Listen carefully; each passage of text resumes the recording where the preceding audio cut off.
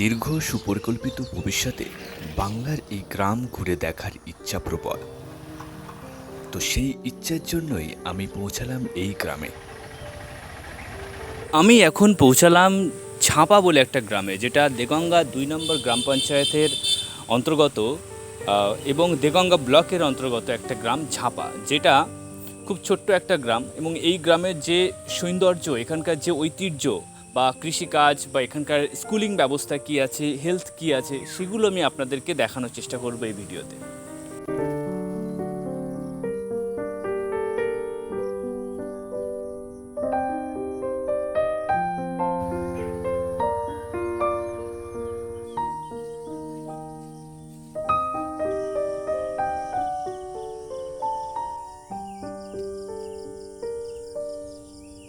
আমার নাম শরীফুল ইসলাম। আচ্ছা, এইখানে আপনি যে দেখছিলাম ভাটি টানছিলেন, এটা কিসের জন্য? এটা গাঁদা ফুলের চাষ। গাঁদা ফুলের চাষ। আপনি প্রতি বছরে গাঁদা ফুলের চাষ করেন? হ্যাঁ, আচ্ছা, তা গাঁদা ফুলের এবারে কতটা করছেন? এবারে প্রথম শুরু করেছি 6 কাঠার থেকে বিঘে 3 মনে করবো।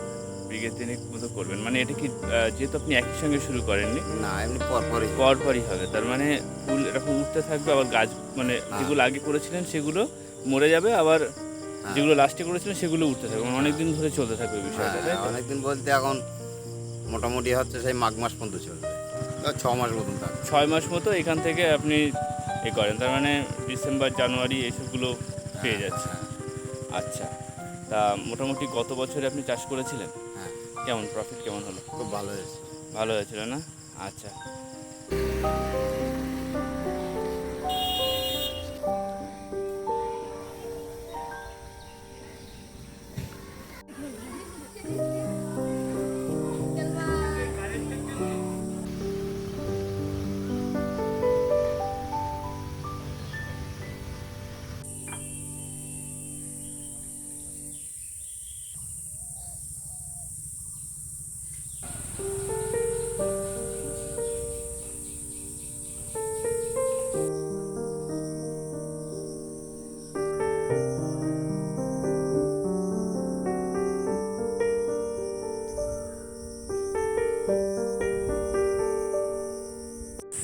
আমি এখন বসে আছি একটা জমির মধ্যে। এই জমিতে কি হয়ে আছে?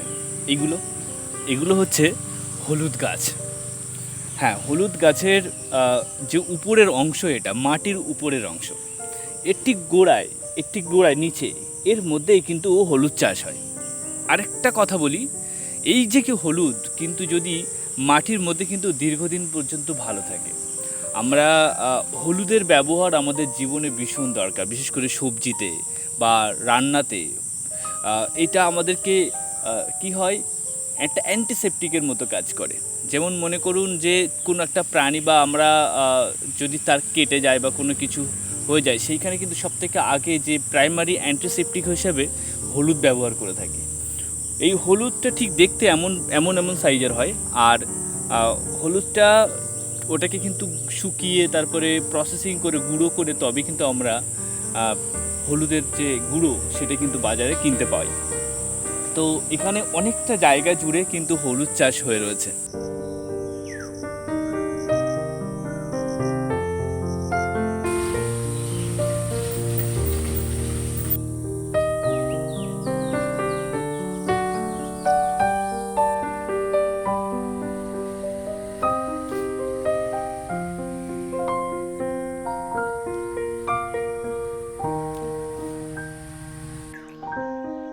সমতল ভূমিতে বেড়ানোর মজা একটু অন্যরকম।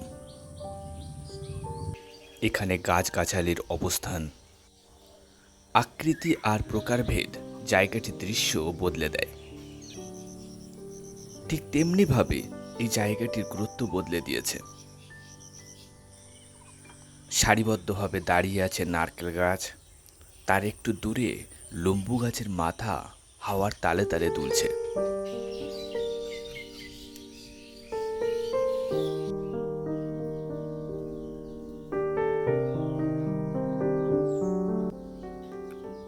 একটা কলা গাছ তার প্রায় নিজের সাইজের কাঁদি দিয়েছে। আমার ছবি তোলা দেখে কলা গাছের মালিক বাড়ি থেকে বেরিয়ে এসে বললেন, এই আপনি কলা গাছের ছবি তুলছেন কেন? ট্যাক্স দিতে হবে নাকি? আমি শুধু একটুখানি হাসলাম। খুব ভালো করে বুঝতে পারলাম যে এই প্রশ্ন নূতন সরকারের জন্য।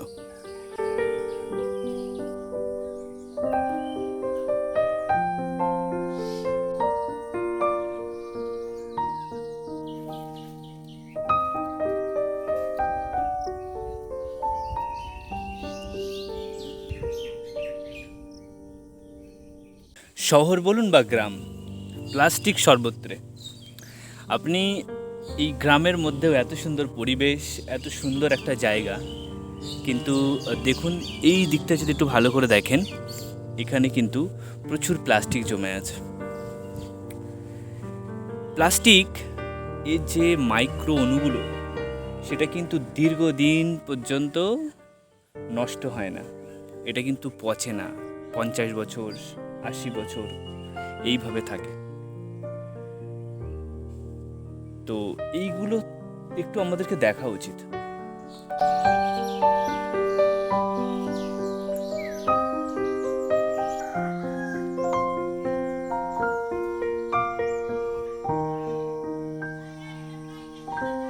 ঘুরতে ঘুরতে আমি এইখানে পৌঁছালাম। এই জায়গাটা একটা এই ঝাপা গ্রামের মধ্যে রয়েছে।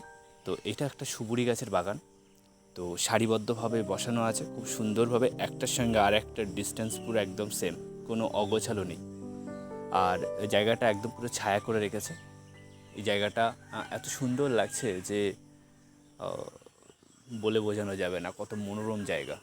যদিও রৌদ্রটা চড়েছে, বাট এর মধ্যে রৌদ্রটা খুব একটা বেশি প্রবেশ করছে না, একদম অল্প অল্প আসছে। জায়গাটা খুব শান্ত, মনোরম এবং ঠান্ডা।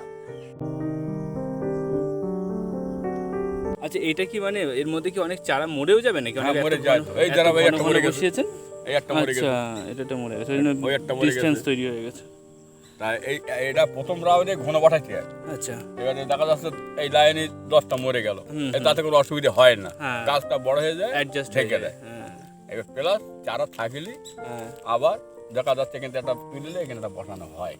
মাটি আচ্ছা, দেওয়ার সময়। যদি দেখা গেল একটা জায়গা ফাঁকা হয়ে গেছে, অতিরিক্ত ফাঁকা হয়ে যাচ্ছে, এটা দেওয়া যায়। তখন দেওয়া যায়। তো গাঁদা ফুল এই সময় চাষ হয়। এই ধরে এই গাছটার বয়স এই 14-15 দিন। 15 দিনে এই বড় হয়েছে, তাই তো? মোটামুটি এতটা সাইজের হয়েছে। তাই এই গাছ কতদিন বাঁচবে, মানে ফুল দেবে? এটা 4 মাস মতো, তাই তো? হাইয়েস্ট ধরে নাও 3 মাস। এই যে মনে করুন যে 10 কাঠা বা 1 বিঘা জমিতে কেমন খরচ হয় যখন আপনি টোটাল এটা বড় করা পর্যন্ত, 3-4 মাস 2 মাস পর্যন্ত? এক বিঘে জমিতে আর কোনো 1000-1500 টাকা খরচ হবে। না না, বেশি হবে। বেশিটার কথা বাদ দাও, মানে 1 বিঘা জমিতে খাজনার আগে শোনেন, পরের জমি হ্যাঁ, পরের জমি। খাজনা পরের জমি খাজনা ধরলে এখন 20,000। আচ্ছা, 1 বিঘা জমিতে 1 বছরের জন্য তো লিজ নেন আপনারা? ফুল চাষ 20,000। আচ্ছা, শুধু ফুল চাষ 20,000? হ্যাঁ, 20,000 4 মাস দেবে 20,000 ওই 4 মাসে জমি মালিক পেয়ে 4 যাবে। মাসে 20,000 পাবে? হ্যাঁ, বছর না। মানে এটা 4 মাসের ওই কথা বলছেন। একবারই এই যে বসালো, এই গাছ শেষ, এই ফুলটা বসাচ্ছি, হ্যাঁ, এই গাছ শেষ হয়ে এই যাবে, ফুলটা এই বসাচ্ছি। জমি আমি শেষ। জমিটা লিজ করলে 1 বিঘা জমি 20,000 22,000 টাকা লিজ, আচ্ছা। পরের জমি এটা। হুম, হুম, এর টাকাও দিতে হচ্ছে, হুম। তারপর 4 বার খরচা বাচ্চা করে আর 20,000 টাকা খরচা আছে। 1040 টাকা করে খরচ। 1040 মোটামুটি বিঘেতে 1 ওই বিঘাতে খরচা আছে। খরচা আছে। মোটামুটি যদি বলেন যে সারা বছর আপনার নিজেদের তো পরিশ্রম তো আছেই ওর পিছনে। পরিশ্রম এই ধরনের এই কাজ হচ্ছে, এখন এইভাবেই থাকতে হবে, এইভাবেই করে দেখতে হবে। এখন শুধু করেই যাচ্ছি আর।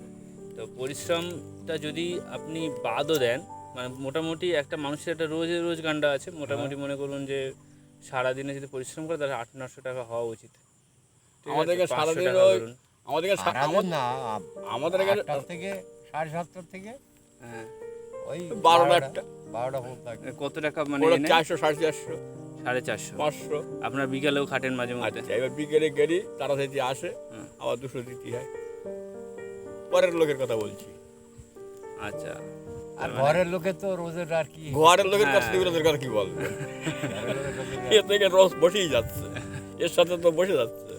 তার মানে যদি রোজটাও আপনি মনে করেন যে লোককে দিয়েও কাজ করাবেন, হ্যাঁ। ঠিক আছে, তাহলে পরে মানে ধরো 7 টাকা লোকের খরচা আছে ডেলি, ডেলি 700 টাকা লোকের পিছনে খরচ আছে। খরচ আছে আচ্ছা, একটা লোকের। এবার সেটা মনে করুন যে 2 মাস 3 মাস বা এইবার ধরো এই আমরা ধরো নিজের লোক জমিতে কাজ করতেছি, হুম। এই পয়সাটা আবার লোকের দিলাম না, এখানে ঢুকে গেল। এইবার 700 থেকে 500 ঢোকাও বাড়ির লোক, এটা 500 কতটা বোঝা গেল?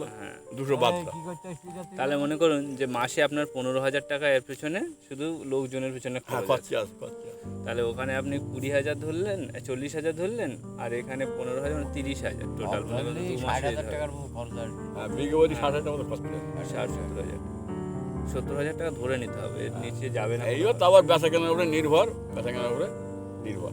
কাটা হয় এই ডোকা, আচ্ছা এই ডোকাগুলো যখন কাটা হবে, এই ডোকা আমরা এনে আবার এই বসাবো।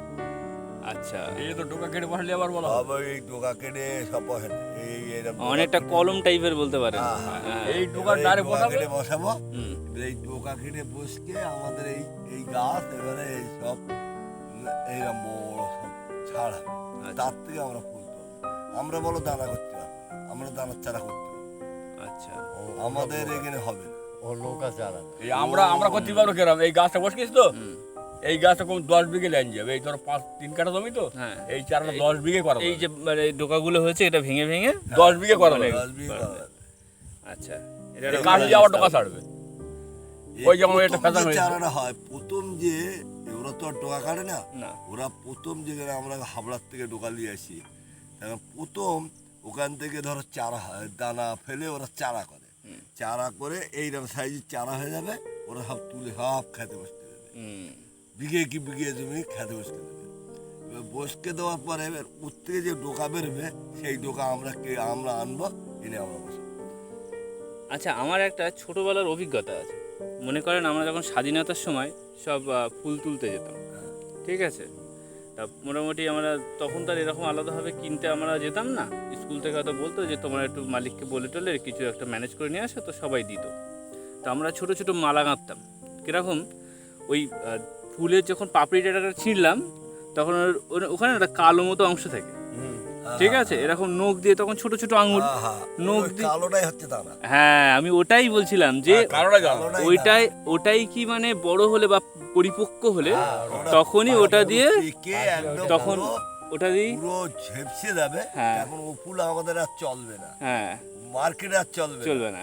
ওই ফুল ওরা ছাতে নিয়ে শুকোয়, হুম, শুকিয়ে মেশিন দিয়ে ভাঙাই করে, হ্যাঁ ভাঙাই করে ওই মাল ওরা ছাইয়ের দ্বারায় বালির দ্বারায় হ্যাঁ ওরা ফেলে, সারের দ্বারায় আচ্ছা এমন কায়দায় ফেলবে, ও যদি জল হয় না সঙ্গে সঙ্গে জল আউট হয়ে যাবে। হেভি কায়দা, আমি গেছি তো, আমি দেখেছি। তা আমাদের এখন ডোকা বসে হ্যাঁ এরপরে যখন ঠান্ডা পড়ে যাবে, হুম, শীতকাল পড়বে, তখন এই ডোকা আর শেকড় ছাড়বে না। এই যে এই ডোকা কেটে আর বসানি আর হবে না। এখন চারা এখন ওই চারা দানার চারা বসাতে আচ্ছা মানে শুরুটা আপনার দানা চারা দিয়েই করতে হবে। তারপরে কিছুদিন পর যতদিন এই গাছ কচি থাকবে ও নতুন করে শাখা প্রশাখা ছাড়বে, তখন আপনি কিছুটা বাড়াতে ডোকা কেটে পারবেন। বসালেই হবে। হ্যাঁ ডোকা কেটে বসালে হবে। গরমকালে ডোকা কেটে বসানি চলবে, হুম। শীতকালে চারা দানার চারা। শীতকালে যে শীতকালে এটা ডোকা কেটে বলা হবে, সেগুলো আর তখন ছাড়বে না, চারা কিনলে এসছে। তখন চারা কিনে আনতে। আচ্ছা এখন আর এই ডোকা কেটে এই জমির ডোকা কেটে অন্য জায়গায় আর বসানো যাবে না, বসালেও হবে না, শেকড় ছাড়বে না তো। একদম শেকড় শেকড় ছাড়বে ছাড়বে না, না। শেকড় ছাড়বে না, বয়স হয়ে গেছে ওর আর না না বয়সের জন্য না, ওরা শীতকালে কোনো শেকড় ছাড়বে না। আচ্ছা এই এটা ডোকা। শীতকালের জন্য শিকড় ছাড়ে না, এখন যেমন বর্ষাকাল আছে, গরমের সময় বর্ষাকাল আছে, হ্যাঁ। তখন ছাড়বে। ছাড়বে। আচ্ছা এই ডোকা ব্যাপারটা কেটে হচ্ছে বসালেই শীতকালের ছাড়বে। জন্য। হ্যাঁ। শীতকাল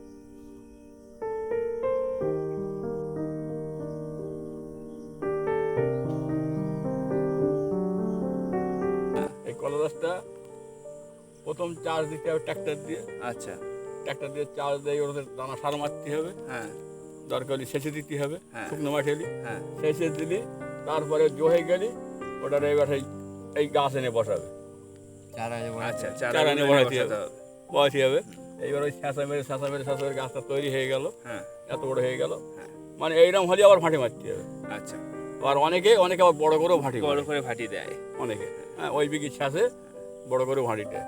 এবার এই যখন ভাঁটি মারবে এতে আবার সার দিতে হবে, মানে প্রয়োজন লাগবে, পয়জন লাগবে, অনেক কিছু ওই লাগবে। স্প্রে করতে হয়, কলা স্প্রে করতে হয়, না তো কলা হবে না। আচ্ছা দাগ হয়ে যাবে। স্প্রে, হ্যাঁ স্প্রের একটা ব্যাপার আছে বিশাল। আচ্ছা আমরা দেখেছি যে কলার মধ্যে বীজ থাকে না, ঠিক আছে, কিন্তু প্রত্যেকটা ফলের মধ্যে তো বীজ থাকে। না, এই থাকে। বীজ বীজ বীজ ওই দানার কথা বলতেছে। দানা কলাটা অনেক আছে, অনেক কলা আছে। তাই এর জন্য কি অন্য কোনো কিছু ব্যবহার করতে হয় যেটা যে দানা হবে না এরকম কিছু?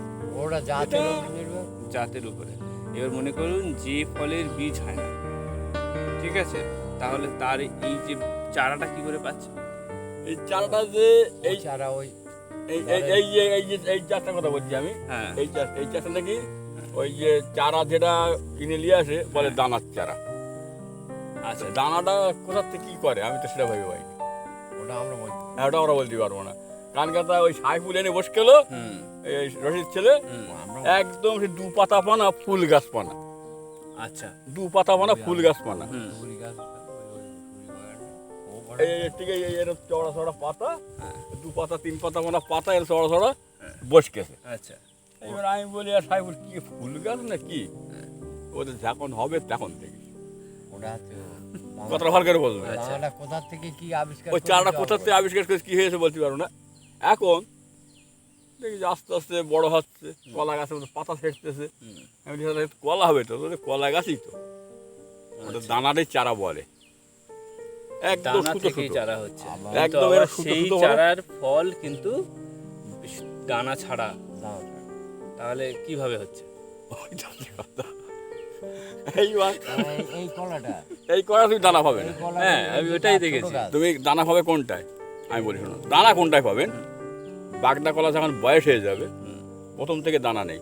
আচ্ছা, গাছ যখন মেজলে যায় বয়সে প্রতি 4টাতে দানা পাওয়া যাবে। আর একটা দানায় আছে ওই ওই ঠোঁটে কলা, ঠোঁটে কলায় বিশাল দানা। থোড়া দানাতে প্রচুর দানা। হ্যাঁ, ওতে দানা বেশি। আর চাপা কলাটায় দানা নেই। ডোয়েরে কলাও বলে। আচ্ছা, ডোরে কলা আছে আমার, ডোরে কলায় দানা, ও তো 12 মাসই পাওয়া যায় ওটা দানা। এই চাপা কলায় দানা নেই। চাপা কলাতে দানা নেই। না। না। আর কাঁঠালি কলায় দানা নেই। হ্যাঁ, আবার কাঁঠালি কলা আবার দানা হবে কখন? যখন অতিরিক্ত গাছ বয়স হয়ে যাবে, হ্যাঁ, পূর্ণ হয়ে যাবে, হ্যাঁ। তখন মাথার দিকে 2টা দানা পাওয়া যাবে। তাও ওটার একটা সোর্স পাওয়া গেল, হ্যাঁ। এখান থেকে হলো।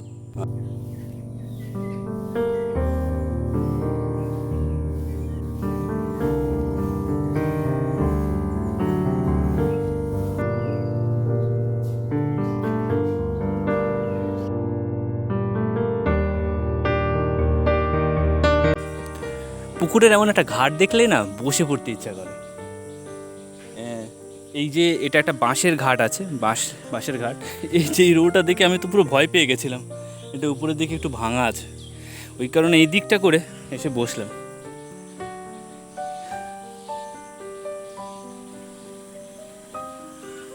গ্রামের মধ্যে পুকুরের মানে একটা ঐতিহ্য আলাদা, এর যে সুন্দর অনুভূতি সেটা কিন্তু সবসময় পাওয়া যায় না। আর আজকাল তো পুকুরে তো শান বাঁধানো হয়ে গেছে, তো এরকম বাঁশের ঘাটও খুব একটা বেশি দেখা যায় না। হয়তো খুব অল্প জনের ব্যবহার, যে কারণে এমন বাঁশের করে রেখেছে। জায়গাটা সুন্দর।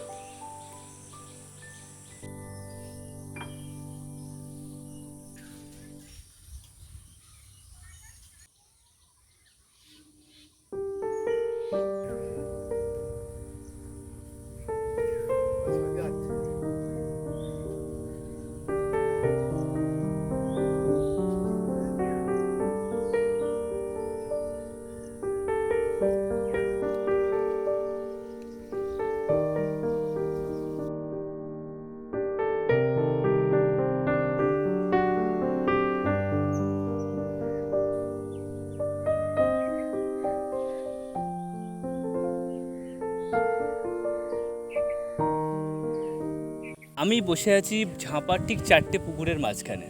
পুকুরগুলো অনেকটা বড় বড়, পুকুর কম ঝিল বললেই ভালো। এইখানে যেমন বক উড়ে বেড়াচ্ছে, প্লাস পানকৌড়ি আছে, চারিদিকে নারকেল গাছে ঘেরা। ইভেন এই জায়গাটাতে এখন সুন্দর একটা ছায়া আছে, আর সেই সঙ্গে মৃদু মৃদু হাওয়া বইছে। এই জায়গাটার বসে কিছুক্ষণ সময় পার করার যে লোভ, সেটা আর আমি সামলাতে পারলাম না, বসেই পড়লাম। দারুণ জায়গা। এই প্রকৃতির সঙ্গে আমাদের যে ঘনিষ্ঠতা কতটা বেশি, তা যদি একবার প্রকৃতির মধ্যে এসে বসা যায়, তাহলে সেটা খুব ভালোভাবে অনুভব করা যায়।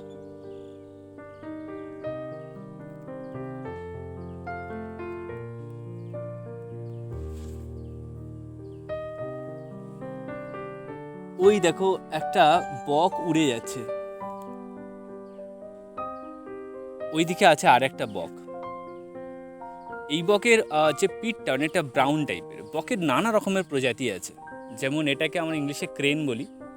তো এইখানে এই যেটা ব্রাউন টাইপের আছে এটাকে আমরা ব্রাউন ব্যাকপ্যাক ক্রেন বলতেই পারি।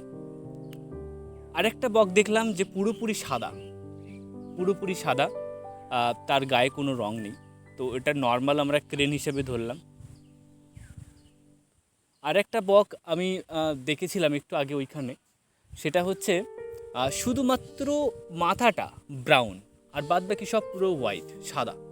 তো ওটাকে আমরা ব্রাউন হেডেড বলতে পারি। একটা মাছরাঙা উড়ে গেল ওখান থেকে। একটু আগে একটা দাদা বলছিলেন যে এইখানটাতে যদি বিকালে আসা যায়, যারা পাখি দেখিয়ারা আছে তাদের জন্য খুব একটা আদর্শ জায়গা। অনেক সুন্দর সুন্দর পাখি নাকি এই ঝিলের আশেপাশে ঘুরে বেড়ায়।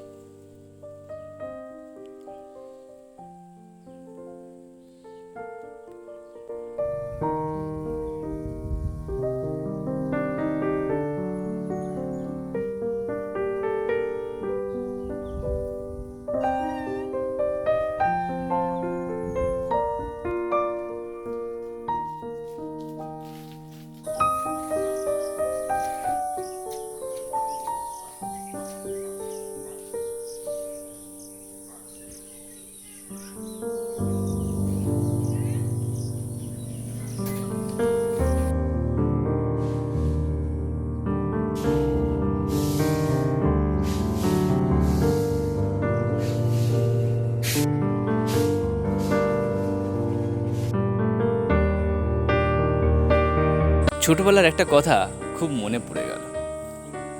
এই সেই ঝাঁপার খেলার মাঠ যেখানে আমি দাঁড়িয়ে আছি। আমাদের এখানে যারা লোকাল তারা জানে যে এই মাঠ কত জনপ্রিয়, এই মাঠ কত খেলার সাক্ষী হয়ে রয়েছে।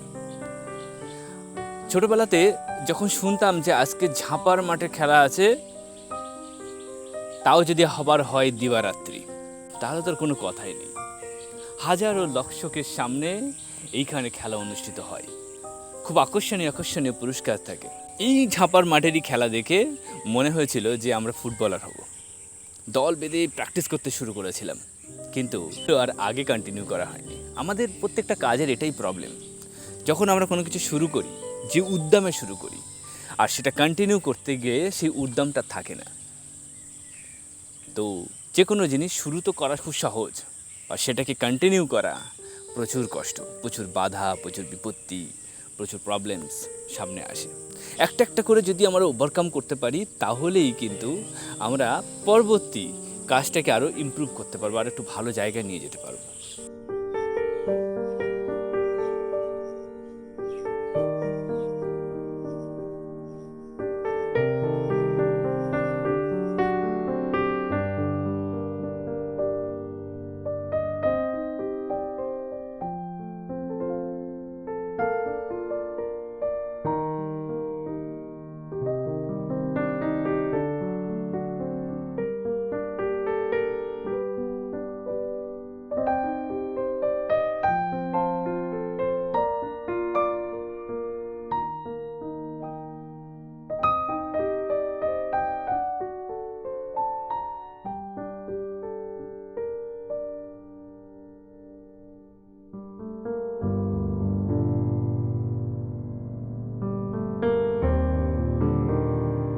যখন আমরা কোনোভাবে একটু সংবাদ পেতাম যে আজকে ঝাঁপার মাঠে খেলা হবে, দল বেঁধে বাচ্চারা চলে আসতাম এই ঝাঁপার মাঠে খেলা দেখতে। হাজার হাজার দর্শকের মাঝে বসে এই খেলার লাইভ যে স্বাদ, সরাসরি যে স্বাদ, সেটা কিন্তু নিতাম। এই সেই বার পোস্ট। তখনকার সময়ে আমরা দেখেছি যে কত ছেলে আছে যারা এই ঝাঁপার মাঠে একটা বড় টুর্নামেন্টে খেলে ভালো গোল করতে চায়। এই সেই বার পোস্ট, এই বার পোস্টের জালে তার বলকে জড়াতে চায়। এটা এই সময়ে যারা এইখানে খেলা নিয়ে স্বপ্ন দেখে, বা এখানে যখন টুর্নামেন্ট হয় সেই স্বপ্নটা তারা দেখে। আরও কত যে ঐতিহ্য বহন করে, ছোটোবেলাটাকে যেন আবার একবার স্মরণ করিয়ে দিল। এখন জায়গাটা একটু আলাদা হয়েছে, বাঁশ দিয়ে মাচা তৈরি করে সেইখানে তার উপরে স্টেজ বানিয়ে সেইখান থেকে আগে খেলার সম্প্রচার করা হতো। আর এখন একটা পার্মানেন্ট ব্যবস্থা করে দেওয়া হয়েছে। এখনও পুরোপুরি পলিশিংটা হয়নি, কিন্তু স্ট্রাকচার দাঁড়িয়ে গেছে। এইখানে একটা মঞ্চ তৈরি হয়েছে কংক্রিটের, আর ওর ঠিক পিছনে একটা ঘর, যেটা হতে পারে যে যারা গেস্ট আসবে তাদের জন্যে, অথবা যারা অ্যারেঞ্জমেন্ট করবে, অনেক কিছু ইকুইপমেন্টস থাকে যেগুলোর মধ্যে রাখতে হয় তাদের জন্য। আর একটু দূরে দেখুন, ওই যে মোটামুটি এখানে 4-5টা বসার জায়গা করে দিয়েছে। যারা নিচে মাটিতে বসতে চান না বা পারেন না, অথবা বর্ষার সময় খেলাতে তারা এই খেলা দেখতে আসেন বা বিশ্রাম নেন, তারা ওইখানে বসে বিশ্রাম নিতে পারেন। সুন্দর জায়গা, ওইদিকে ধুধু প্রান্তর মাঠ, এইদিকে রাস্তা, গ্রাম, আর মাঝখানে খেলার মাঠ। হ্যাঁ, দক্ষিণে হাওয়াটা এখানে ঠিকঠাক বইবে না, তবে পাশে আমবাগান থাকাতে এটা একটা দারুণ ব্যাপার আছে।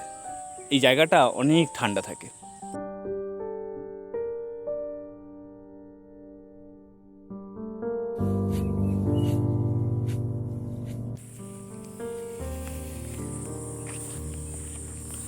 চাচা, তো আপনি ঘাস কাটছেন দেখছি, এটা আপনি কি করবেন এই ঘাস দিয়ে? এগুলো আমাদের পান বরজ লাগে। পান বরজে? আচ্ছা, পান বরজ মানে যেটা পানের যে বাগানটা যেখানে তৈরি হয়, যে বরজটা আছে, ওই বরজে কি করে কাজে লাগে? ওগুলো লতা বাঁধতে লাগে। লতা বাঁধতে গিয়ে এটা কাজে লাগে, তাই তো? আচ্ছা, ওটা দড়ি দিয়ে বাঁধা যায় না?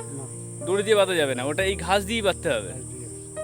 আচ্ছা, তাহলে মনে হয় পান পাতা ওটা দর ছিঁড়বে না, তাই তো? লতাটা ছিঁড়বে না, লতাটা হ্যাঁ, দাগ হবে না। আচ্ছা, এটা দাগ হবে না এর জন্যে। তা আপনি এই যে দেখলাম যে অনেকগুলো আটি মানে ঘাস কেটেছেন, তো মোটামুটি আপনি কতক্ষণ করছেন এই কাজ? এই প্রায় ঘন্টাখানেক। তো মোটামুটি কত আটি কেটেছেন এরকম? আপনি এটা হাতে তুলে নিয়ে দেখান না একটু, দু আটি আমার দর্শকদেরকে একটু দেখান, হাতে তুলে নিন যে কি কাটছেন। হ্যাঁ হ্যাঁ, এইটা তো, এটা মোটামুটি 2 আটি ওইখানে দেখলাম যে কেটেছেন, আরও 1 আটি কাটছেন। তো মোটামুটি কতক্ষণ কাটবেন এরকম? এই চলে যাবে এইবারে মোটামুটি 3 আটি হলে হয়ে যাবে। এটা 3 নম্বর আটি যেহেতু, তো মোটামুটি 3 নম্বর আটি কেমন দামে বিক্রি হবে? শুকিয়ে দিয়ে কমপ্লিট করে। হ্যাঁ, এইদিকে একটু ফিরে কথা বলেন। 250 টাকা হবে। আচ্ছা, শুকিয়ে তারপরে বিক্রি করতে হয়, তাই তো? এটা শুকিয়ে দিয়ে তারপরে হচ্ছে ওনাদের কাছে দিলে ওরা আপনাকে 250 টাকা দেবে, তাই তো? তার মানে এক আটি আপনি মনে করুন যে ওই 75 টাকা, হয়তো 80-90 টাকা এরকম করে দাম হবে, তাই তো? আচ্ছা, তো ঠিক আছে, আপনি এই করেই মানে সবসময় করেন, এটাই করেন সবসময়? এটাই করেন? এটা সিজন আছে। এটা সিজন আছে? আচ্ছা, সিজন কোন মাস, মানে কতদিন মোটামুটি থাকে? জ্যৈষ্ঠ মাস থেকে এই তোমার ধরো 18 মাস পর্যন্ত হয়। বর্ষাকালটা হয়ে আর হয় না। আচ্ছা, বর্ষাকাল হলে আর হয় না, তাই তো? ওকে, এটাকে পড়েছেন যেহেতু আপনার ঘাস কাটা তো কাজ এর মধ্যে থাকে না, তাই তো? মানে এই এই এই হচ্ছে মানে এই খড়ের মধ্যে থাকে না, তাই তো? আচ্ছা, আপনি মানে কিন্তু এই বিষয় নিয়ে খুব সাবধানে থাকবেন, বুঝতে পেরেছেন? আমরা বুঝতে পারি। আপনি বুঝতে পারেন, তাই তো? ওকে, যে কাজ করে শেষ পাবে। হ্যাঁ হ্যাঁ, সেটাই অবশ্যই, যে কাজ। না, সেটাই আমি মানে ওইটাই ভাবছিলাম যে আপনি এই যে মানে জঙ্গলের মধ্যে দাঁড়িয়ে ও, আপনার কান তার মানে সজাগ রাখতে হবে। হ্যাঁ হ্যাঁ, মানে ওরা হচ্ছে আগে আপনাকে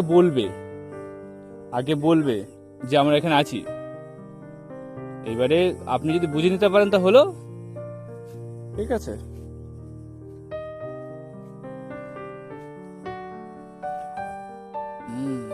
না, তাও একটা দরকারের সঙ্গে লাঠি ফাঠি কিছু রেখে দেবেন নিজের সেফটির জন্য, লাগবে না, তাই তো? আচ্ছা,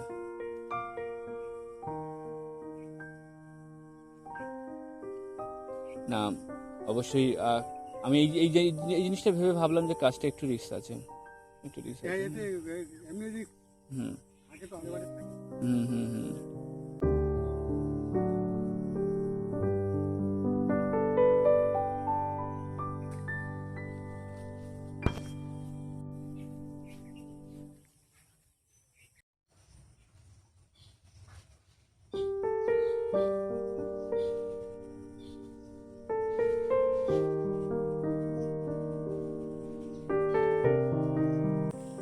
ঝাপা গ্রামটি দেগঙ্গা ব্লক থেকে 6 থেকে 7 কিলোমিটার দূরে অবস্থিত। আর দেগঙ্গা 2 নম্বর গ্রাম পঞ্চায়েতের মধ্যে পড়ে কিন্তু এই ঝাপা গ্রামটি। 2011 সালের সেন্সাস অনুযায়ী এই গ্রামটির যে কোড সেটা হচ্ছে 323379। টোটাল 41.5 হেক্টর জায়গা নিয়ে কিন্তু এই গ্রামটি অবস্থিত। তার মানে বুঝতেই পারছেন যে গ্রামটি কিন্তু হোসেনপুরের থেকেও একটু ছোট। আচ্ছা, এখানকার যে লোকাল পিনকোড কত? পিনকোড হচ্ছে 743425। এই গ্রাম থেকে সবথেকে কাছে যে শহর সেটা হচ্ছে বারাসাত। এখান থেকে 22 কিলোমিটার দূরে অবস্থিত বারাসাত। 2011 সালের আদমশুমারি অনুযায়ী এই গ্রামের মোট জনসংখ্যা হচ্ছে 934 জন, যার মধ্যে পুরুষ হচ্ছে 460 জন আর মহিলা 474 জন। আর টোটাল যে পরিবার আছে 192টি টোটাল পরিবার আছে। বাচ্চারা সব মিলিয়ে 120। বাচ্চাদের যে এডুকেশন ব্যবস্থা, এইখানে দুটো স্কুল আছে। ঝাপায় একটা নিজস্ব স্কুল আছে, এইখানে গ্রামে একটা স্কুল আছে যেটা ঝাপা চৌমাথাতে অবস্থিত। আরেকটা আছে এর সাপোর্টিং স্কুল হিসেবে যদি ধরে নিই, সেটা হচ্ছে হোসেনপুর চাতরা বলে একটা অবৈতনিক প্রাথমিক বিদ্যালয় আছে। তো সেটাও কিন্তু এই 120 জন যে বাচ্চা আছে তাদের কিন্তু এডুকেশনের দায়ভার আছে তাদের উপরে। এইবারে আমি যদি এই গ্রামের প্রতিবেশী যেসব গ্রামগুলো আছে তাদের সম্পর্কে একটু বলি।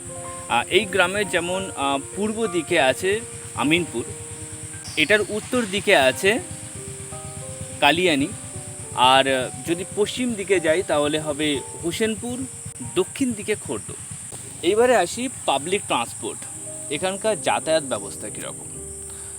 ঝাপা চৌমাথায় দিয়ে কিন্তু এখানকার অটো রুট আছে, যেটা দেগঙ্গা থেকে তেলিয়া বলে একটা জায়গা আছে সেই দিকে যাওয়া আসা করে।